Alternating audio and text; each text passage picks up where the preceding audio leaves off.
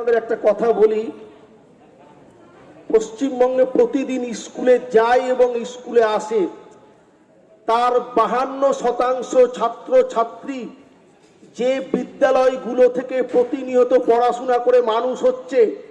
আমাদের পশ্চিমবাংলায় 3.5 লক্ষ শিক্ষক শিক্ষিকা আজকে যে শিক্ষা ব্যবস্থাকে এগিয়ে নিয়ে চলেছে, প্রাথমিক শিক্ষা ব্যবস্থাকে যে আজকে স্বীকৃতি দিয়েছে, সরকার আমাদের স্বীকৃতি দেয়নি, কিন্তু পশ্চিম বাংলার মানুষ এই বেসরকারি শিক্ষা প্রতিষ্ঠানকে স্বীকৃতি দিয়েছে। তাই আজকে লক্ষ লক্ষ ছাত্রছাত্রী এই বেসরকারি শিক্ষা প্রতিষ্ঠানে, এই কৃষ্ণনগর, এই নদিয়া জেলায় আমাদের হাজার হাজার ছেলে মেয়েরা আজকে পড়াশোনা করে মানুষ হচ্ছে।